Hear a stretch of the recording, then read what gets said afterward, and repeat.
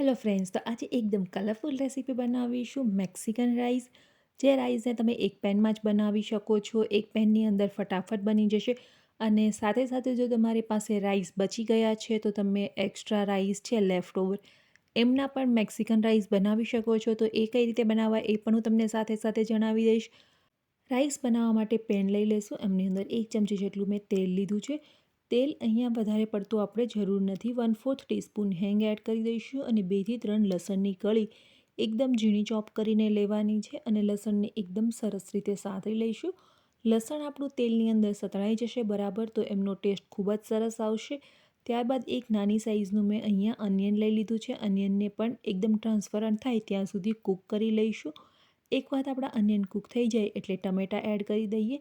તો મેં અહીંયા ટમેટાને છે એ ઝીણા ચોપ કરીને લીધા છે. તમે અહીંયા ટમેટાની પ્યુરી પણ એડ કરી શકો છો. હવે બંને જ વસ્તુને એકદમ સરસ રીતે આપણે સાંતળી લેવાની છે. તો આ રીતની આપણા જે ટમેટાં અને અનિયન છે એમની પ્યુરી તૈયાર થઈ ગઈ છે. બાકીના મસાલા એડ કરી દઈશું. ધાણા જીરું પાવડર, લાલ મરચું પાવડર, હળદર પાવડર, બ્લેક પેપર અને ઓરેગાનો. મસાલા અને આપણા જે અનિયન છે એમને એકદમ સરસ રીતે મિક્સ કરી લઈશું અને ત્યારબાદ બાકીના વેજીટેબલ્સ એડ કરીએ. તો અહીંયા બાકીના વેજીટેબલ્સમાં મેં કેપ્સિકમ લીધા છે. તો કેપ્સિકમ છે એ મેં 3 કલરના લીધા છે. તમે અહીંયા કોઈ એક કલરના પણ કેપ્સિકમ લઈ શકો છો. ત્યારબાદ આપણે રાજમા એડ કરી દઈશું અને કોર્ન એડ કરી દઈએ.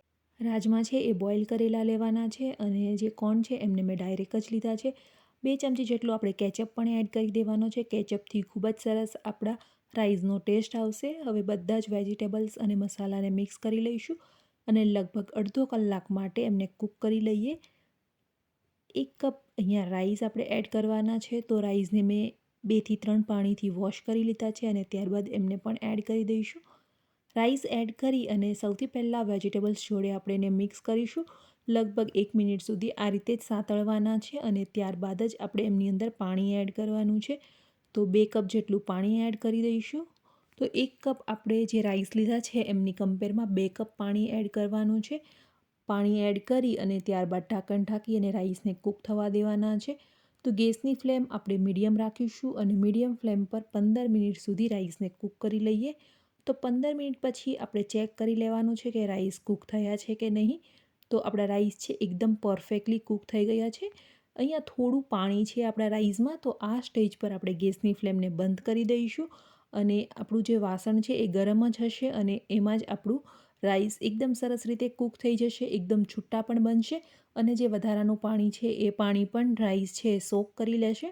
તો 5 મિનિટ આપણે ગેસની ફ્લેમ બંધ કરી અને એમને રાખી મૂકીશું. તો 5 મિનિટ પછી આપણા રાઈસ એકદમ પરફેક્ટ થયા છે અને એકદમ છૂટા બન્યા છે. તો અહીંયા આપણે છે એ ડાયરેક્ટ પેનની અંદર રાઈસ બનાવ્યા છે. જો તમારી પાસે લેફ્ટ ઓવર રાઈસ હોય તો જે આપણે મસાલા તૈયાર કર્યા એ રીતે મસાલા તૈયાર કરી અને લાસ્ટમાં રાઈસને એડ કરી દેવાના છે. તો તમે એ રીતે પણ ઇન્સ્ટન્ટ મેક્સિકન રાઈસ બનાવી શકો છો. તો અહીં આપણા રાઈસ બનીને તૈયાર થઈ ગયા છે. રેસીપી કેવી લાગી કમેન્ટ કરીને જરૂરથી બતાવજો.